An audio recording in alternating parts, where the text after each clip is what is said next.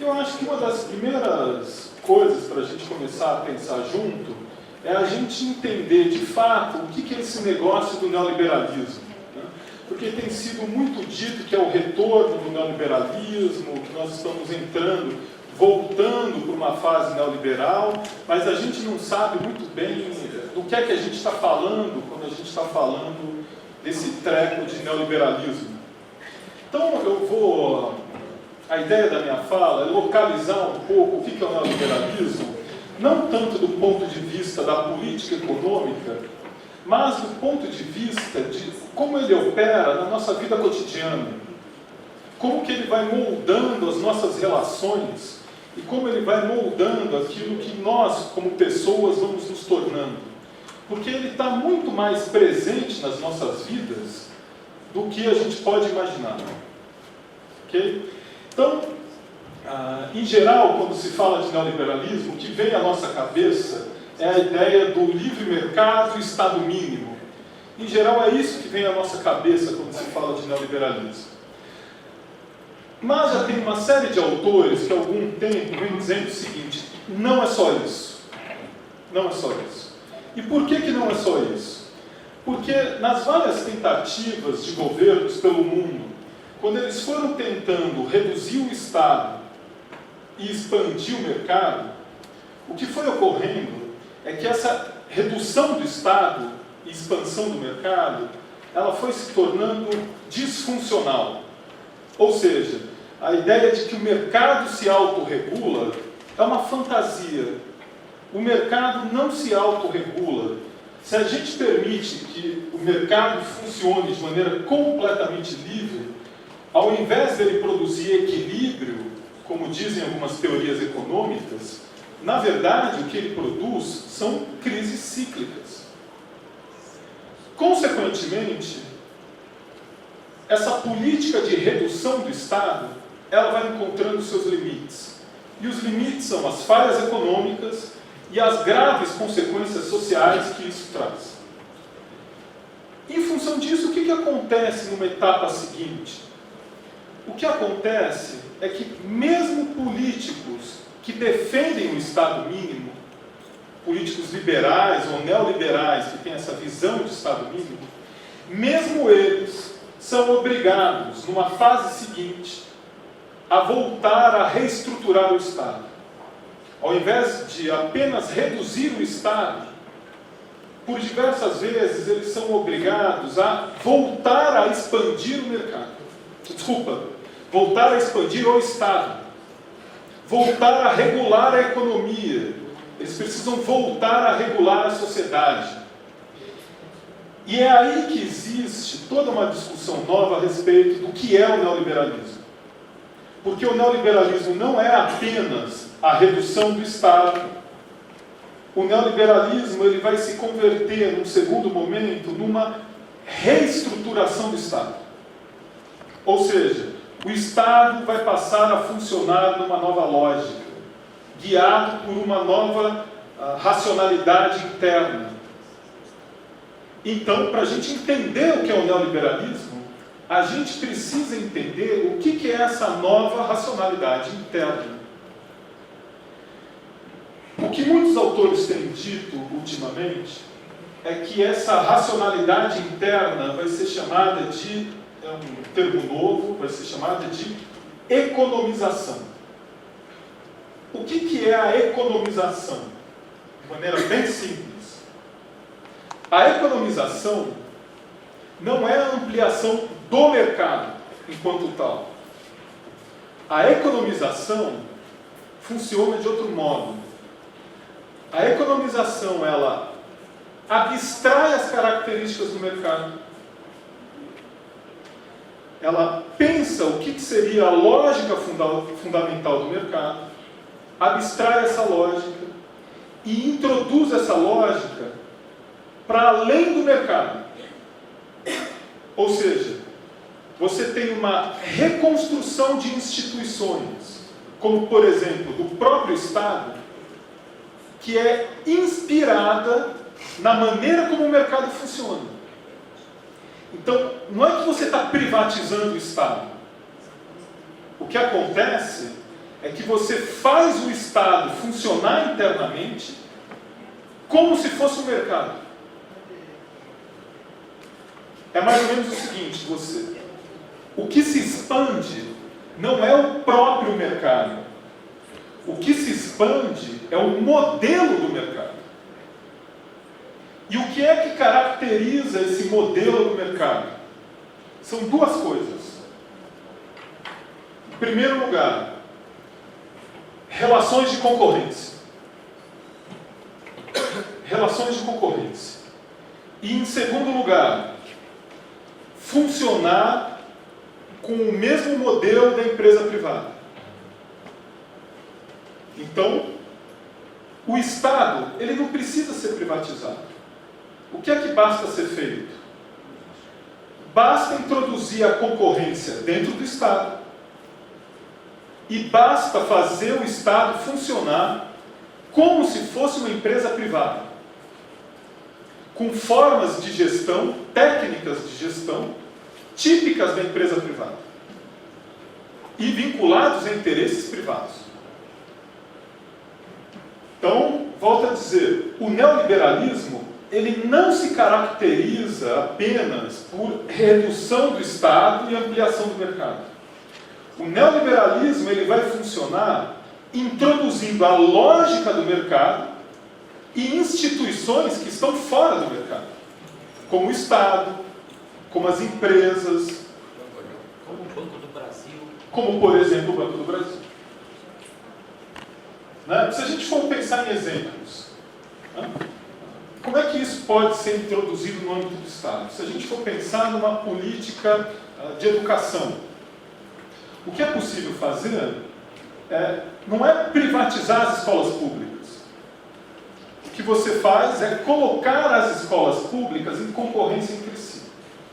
Concorrência pelo quê? A escola que gerir melhor os seus recursos e obtiver melhores resultados, essa escola, no ciclo seguinte, vai receber um orçamento maior. Os seus professores, os professores que obtiverem melhor resultado, esses professores vão receber aumento. Os outros que não tiverem um bom resultado, não recebem aumento. Então você coloca em concorrência as escolas públicas, você coloca em concorrência os funcionários públicos. Então, e individualiza. Você dissemina as relações de concorrência por toda parte. As relações de concorrência que são típicas do mercado, essas relações de concorrência, elas são introduzidas nas instituições fora do mercado. Por exemplo, no Estado. Ou, por exemplo, em bancos públicos. Um banco público, ele não precisa ser privatizado para funcionar nos moldes neoliberais.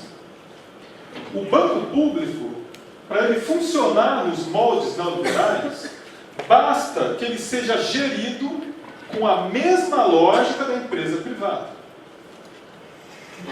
Basta que ele introduza concorrência entre os funcionários do banco, colocando todos eles em concorrência.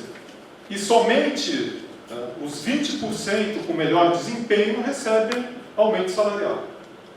Em geral, tem um modelo que é chamado na administração de 20-70-10. O que é o 20-70-10?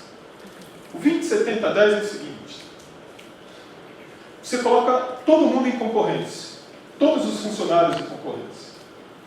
Os 20% que têm melhor desempenho, eles recebem um grande aumento salarial. Os 70% intermediários, que têm um desempenho intermediário, eles não recebem nem aumento, mas também não sofrem nenhuma penalidade. Eles ficam estagnados. E os 10% que têm menor desempenho, eles são demitidos. O que é que isso gera entre os trabalhadores, seja de uma empresa privada, seja de uma empresa pública? É indiferente. O que isso gera é uma divisão interna, é uma concorrência interna. Porque se o meu colega está indo bem, Consequentemente, eu estou indo mal. Se o meu colega está tendo um bom desempenho, eu não vou ficar feliz por ele, porque ele está tendo um bom desempenho. Eu vou ficar preocupado comigo, porque o bom desempenho dele aumenta o risco da minha demissão. Ou então aumenta o risco de eu não ganhar um bônus. O fundamental sobre o neoliberalismo é que o neoliberalismo, ele organiza toda a sociedade pela concorrência. Ele generaliza a concorrência por toda parte. Em todos os setores, seja na esfera pública, seja na esfera privada. Por toda parte, as pessoas são colocadas em concorrência entre si. Isso tem um efeito profundo sobre as pessoas. Isso tem um efeito profundo sobre, por exemplo, a organização sindical, sobre a organização de classe. Porque quando todo mundo está em concorrência, o colega do lado não é o meu companheiro de luta. O colega do lado é o meu concorrente. Então, isso desfaz a solidariedade. Isso mina as relações de solidariedade. Isso vai individualizando cada um na busca por benefícios. Então, o neoliberalismo tem muito a ver, mais do que a gente costuma pensar sempre no Estado mínimo, mas muito mais importante no neoliberalismo do que o Estado mínimo são as formas de gestão, são as formas de administração. Como as relações são geridas e administradas dentro das empresas, ou dentro do Estado, ou dentro das empresas estatais. Porque é justamente a gestão que introduz as formas de concorrência por todo lado. E a concorrência desfaz a solidariedade. Não podemos nos esquecer disso. Ela desfaz a solidariedade. Consequentemente, uma coisa que é um segundo, se o primeiro fenômeno mais importante do neoliberalismo é a concorrência generalizada, introduzida pelos métodos de gestão, o segundo ponto mais importante sobre o neoliberalismo é a difusão do modelo do empreendedor, de uma subjetividade empreendedora, onde todo mundo vai se pensando como se fosse um empreendedor, mesmo que seja empregado de um banco, ou empregado do Estado, ou funcionário público. Empreendedor em que sentido?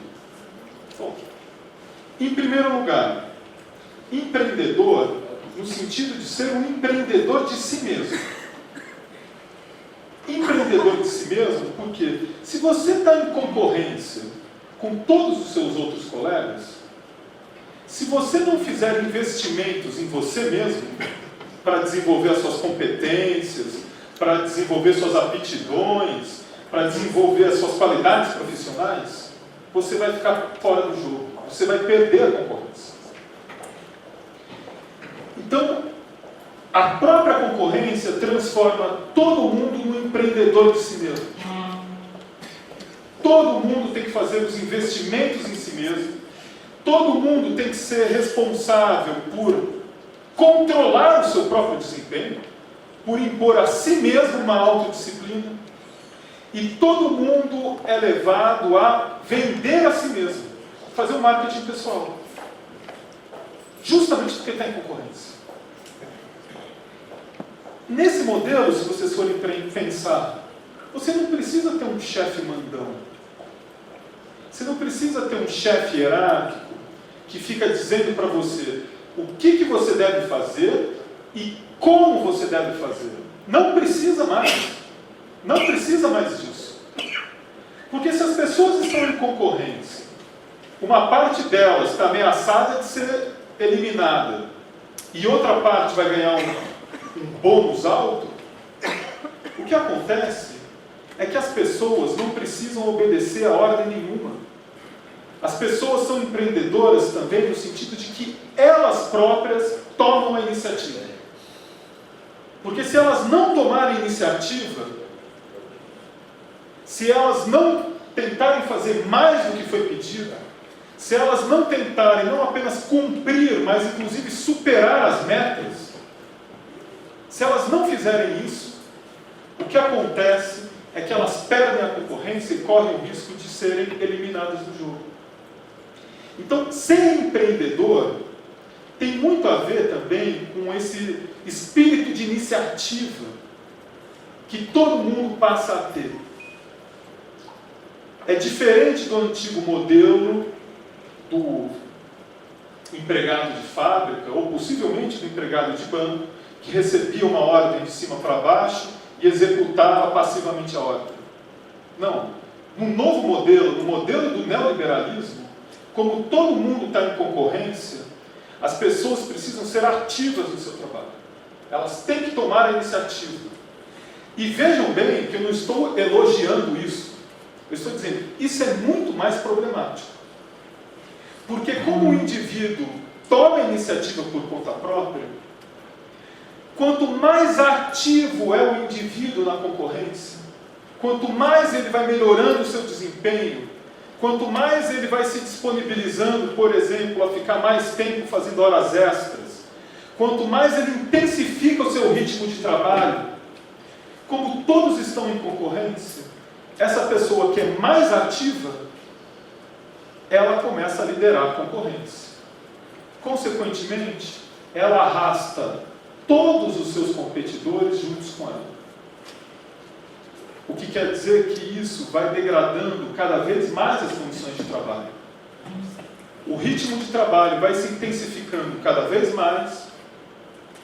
A perda de direitos, as pessoas que admitem perder direitos, abrir mão de direitos, vão aumentando. As pessoas cada vez mais se dispõem a abrir mão de direitos. E a degradação é contínua.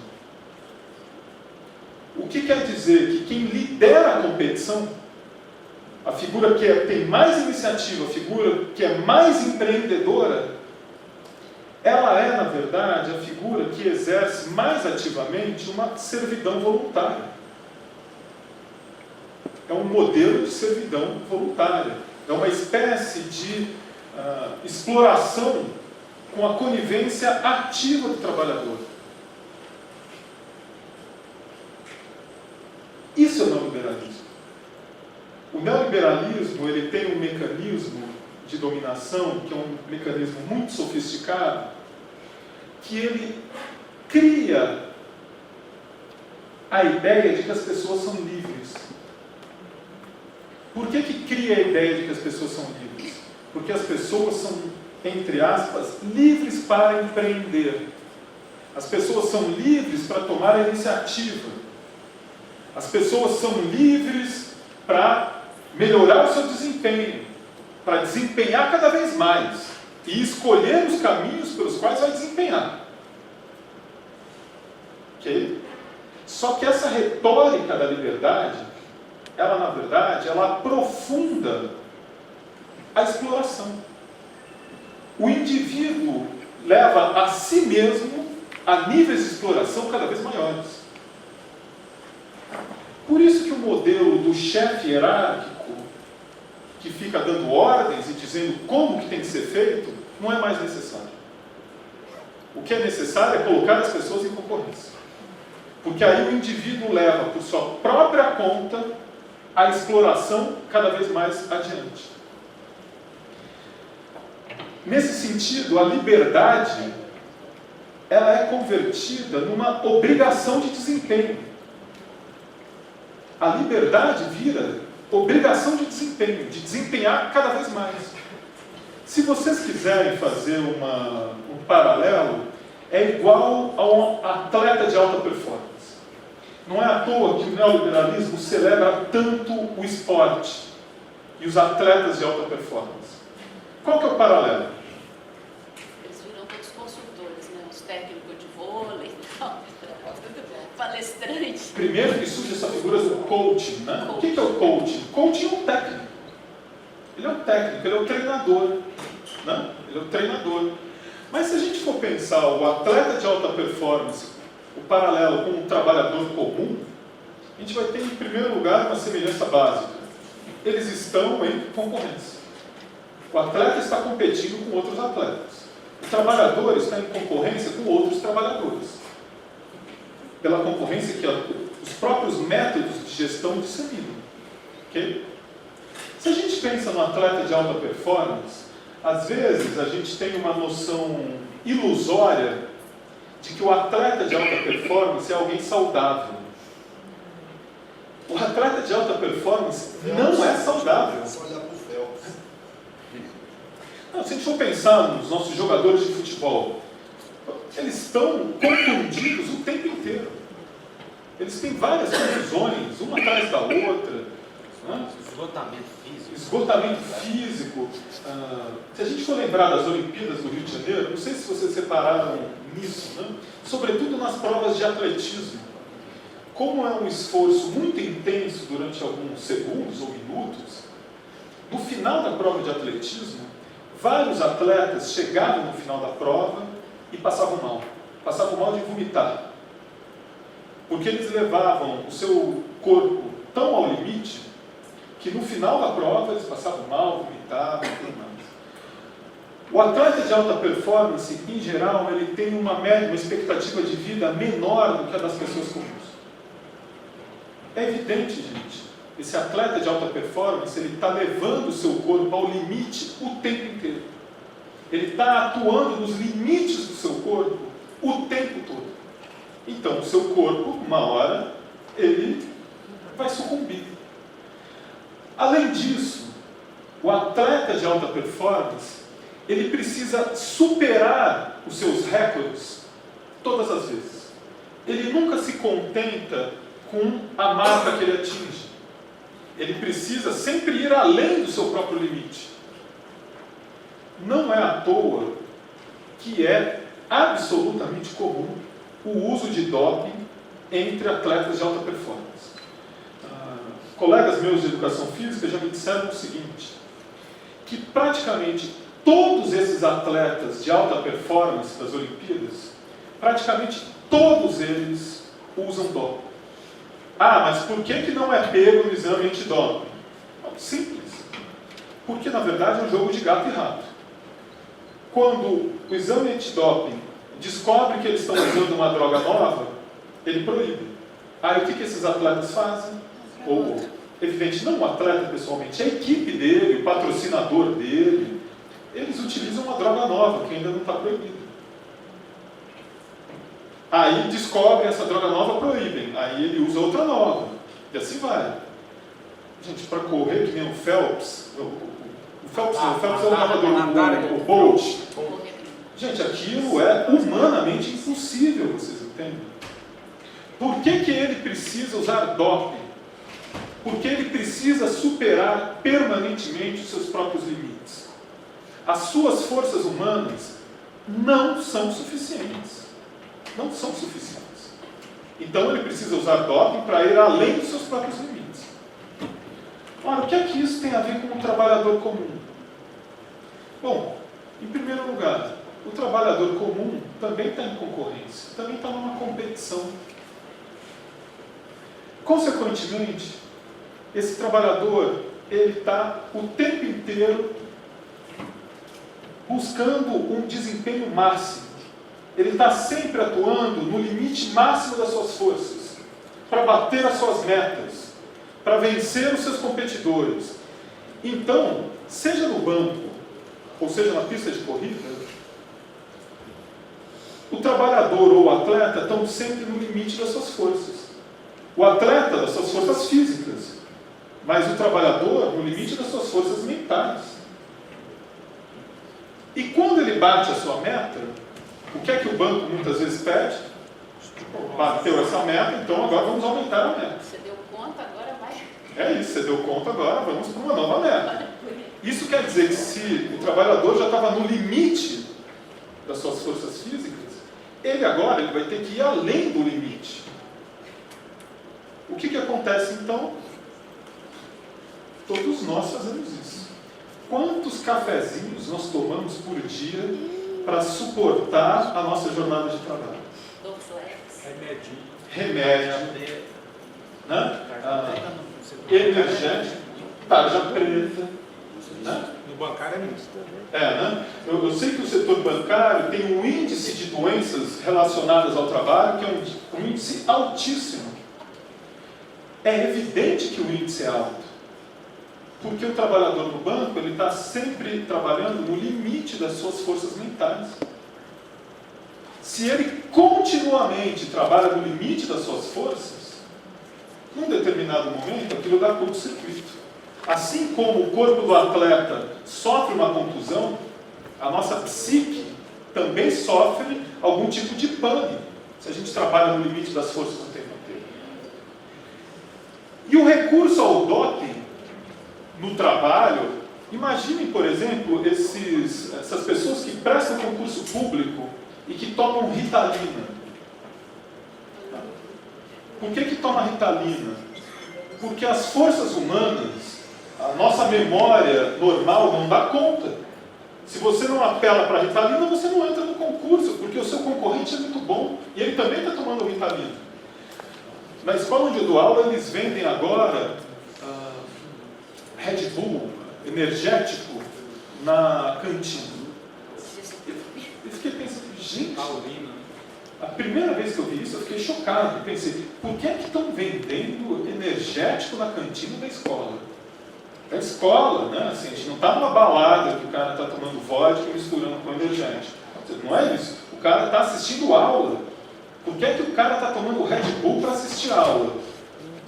Bom, ele está tomando porque ele está em competição com os colegas. Ele tem que ter um desempenho máximo. Ele está sempre na obrigação de ter um desempenho máximo. No fundo, a gente tem que se questionar o seguinte: que modelo social é esse que diz para a gente que as nossas forças humanas não são suficientes? Que modelo social é esse que organiza o nosso trabalho de tal forma que somente as nossas forças mentais e físicas não são suficientes? Evidentemente, esse é um modelo desumano. Ele é um modelo onde as nossas forças humanas não são suficientes para a gente sobreviver nele. Por isso a gente apela para os dopings cotidianos. E por isso a gente adoece tanto no trabalho. Agora, o que é que está na base disso daí? É um modelo de concorrência. É um modelo, essas formas de gestão que colocam todo mundo em concorrência o tempo inteiro. E que tipo de subjetividade resulta esse modelo de subjetividade empreendedora? Não é à toa, eu escutei aqui na mesa, cheguei um pouquinho antes, estava escutando um camarada aqui falando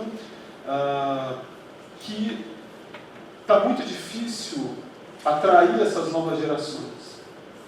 Né? Essa garotada mais jovem que está entrando no trabalho no banco, que está chegando agora no mercado de trabalho. Ora, e por que é mais difícil atrair essas novas gerações para uma luta coletiva? Porque eles já são formados, desde crianças, no modelo da competição e do empreendedorismo. Eles já são colocados em competição na escola.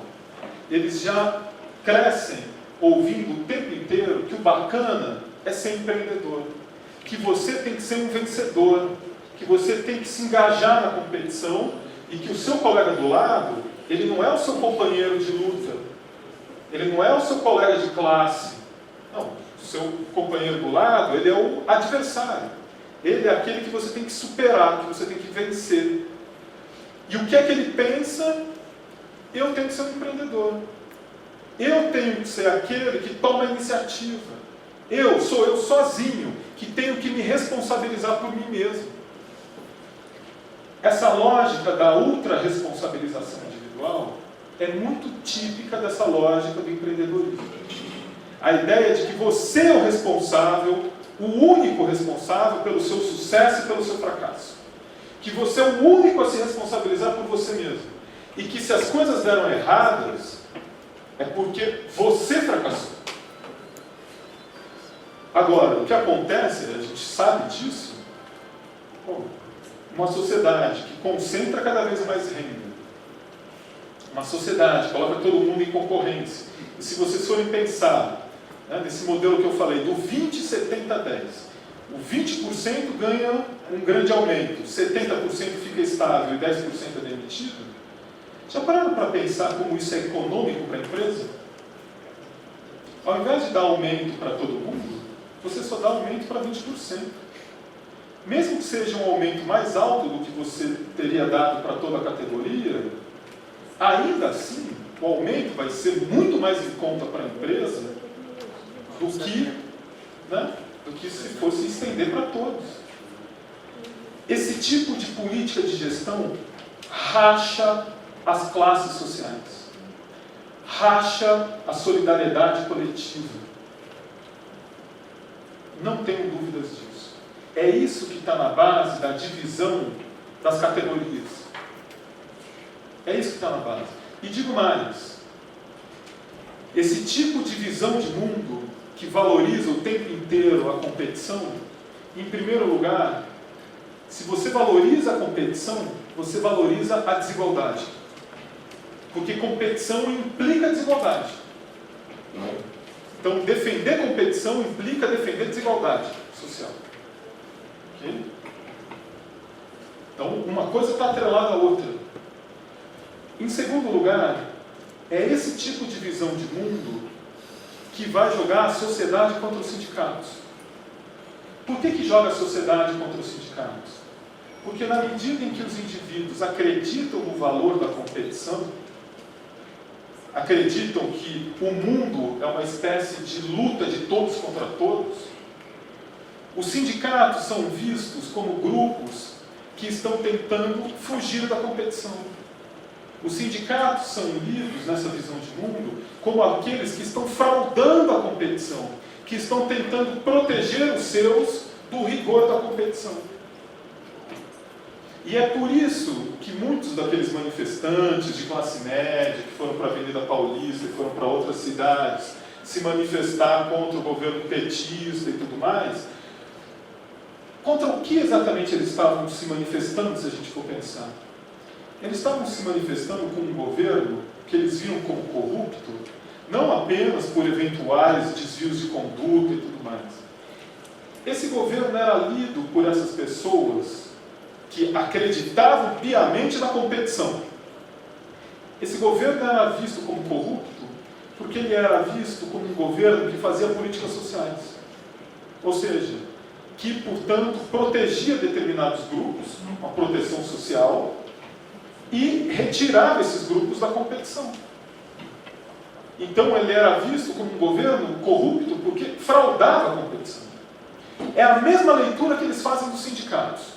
Os sindicatos, essas pessoas veem como sendo grupos escusos ou algo do gênero, porque do ponto de vista dessas pessoas que acreditam na concorrência, na competição, esses grupos protegem os seus da competição.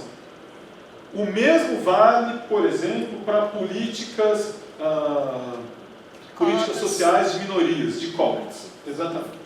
Né? Ou ligadas a feministas, ou enfim, a todos os grupos minoritários. Eles também são condenados por esses grupos, porque também são vistos como fraudando a competição. Agora, essa competição é uma farsa. Por que é uma farsa? Porque as pessoas não entram na competição com os mesmos recursos. E eu não estou falando apenas de recursos econômicos. Eu estou falando aqui, inclusive, de recursos psíquicos. Uma criança que nasce numa família de classe média e uma criança que nasce numa família muito pobre vão ter recursos diferentes. Em vários sentidos. Por exemplo, numa família de classe média, uma criança de classe média, ela vai pegando o vocabulário dos seus pais. O vocabulário de alguém de classe média, em geral, é o mesmo vocabulário da professora na escola. Essa escola, quando sai de casa e vai para a escola, essa criança vai encontrar o mesmo vocabulário no seu pai e na professora. Essa criança vai entender o que a professora está falando. Então ela vai melhor na escola. Numa família mais humilde, às vezes o vocabulário é mais restrito. As palavras, o número de palavras, ou então o domínio da língua culta. Okay? O que vai acontecer? Essa criança, quando sai da casa dos seus pais e vai para a escola, uma boa parte das palavras do professor vão ser incompreensíveis para essa criança. E, portanto, ela vai ter mais dificuldade de compreensão. Consequentemente, ela vai ter um desempenho pior na escola. Uma outra coisa, disciplina. Tem uma série de formas de disciplina que vão sendo aprendidas desde criança. Você tem, por exemplo, um tipo de identificação com seus pais. Se a gente for pensar, eu tenho um sobrinho de 4, 5 anos, né? Fico observando ele, lá fico observando ele. E é impressionante como ele absorve a vida dos adultos. As brincadeiras das crianças são brincadeiras de mimetizar a vida dos adultos. Eles ficam copiando o que os adultos fazem o tempo inteiro. Então, esse meu irmão, ele é advogado, o filho dele fica brincando de fazer o quê? Ele fica brincando de trabalhar. E para ele, o que é trabalhar? É pegar um livro, é mexer no computador, e assim por diante. E com isso, ele vai já, pela própria brincadeira, ele vai introjetando esse tipo de disciplina. Uma criança que é filha de classe trabalhadora, que vê os seus pais fazendo trabalho braçal, essa criança, ela vai entender que trabalhar é fazer trabalho braçal. Então, ela não vai reconhecer a mesma importância dos estudos, por exemplo. Quando ela chega na escola, a criança de classe média, ela já entendeu que estudar é importante, porque ela viu isso na sua casa. A criança da classe trabalhadora, muitas vezes, não vai ter a mesma facilidade de entender que estudar é importante, porque ela vê o seu pai fazendo trabalho braçal. Então, ela tende a ter menos disciplina na escola. Consequentemente, as suas notas tendem a ser menores. É evidente que tem uma série de exceções nisso tudo que eu estou falando, ok? Isso não é uma regra universal, isso não é uma lei da física, mas isso é uma espécie de uma constante de reprodução social. Por isso que filho de classe trabalhadora tende a continuar a ser filho de classe trabalhadora, e filho de classe média tende a ser filho de classe média. Você tem a reprodução no tempo das classes. E estou dizendo isso para dizer o quê? É muito confortável para uma família de classe média defender a competição. Porque os seus filhos e ela própria já estão destinadas a se sair bem na competição. Enquanto que para as classes, sobretudo para aquelas classes muito pobres, para os miseráveis do interior do Brasil, ou para trabalhadores braçais, a situação é muito mais complicada, porque eles tendem a perder a competição. Por isso que as políticas sociais são importantes, porque elas aumentam as chances dessas pessoas melhorarem as suas condições de competir, por exemplo. Agora, o que acontece é que essa defesa do livre mercado, essa defesa da competição irrestrita, ela evidentemente é a defesa de determinados interesses. Essa competição não é justa, é isso que eu estou falando para vocês. Ela não é justa. E quanto mais a competição se aprofunda, mais o nosso sangue é tirado até a última gota. É isso que vai arrancando o sangue dos trabalhadores. Quanto mais competição, mais arranca o nosso sangue. Então, eu vou encaminhando para a conclusão só para dizer o seguinte: não pensem que neoliberalismo existe apenas quando estão privatizando órgãos públicos ou coisas do gênero. O neoliberalismo está no nosso cotidiano, ele está dentro do banco público e do banco privado. O neoliberalismo está nas formas de gestão. Por isso é importantíssimo combater essas formas de gestão que nos colocam em concorrência. A política é feita nesse cotidiano também. E as formas de gestão que aparecem como ferramentas neutras, na verdade, essas formas de gestão são as que têm a maior capacidade de moldar a nossa vida cotidiana, a nossa conduta cotidiana. É aí que está, tem uma luta a ser jogada aí. Tem uma luta a ser jogada aí. E o alvo são as formas de gestão. Ok? Agradeço a vocês pela atenção. Muito obrigado.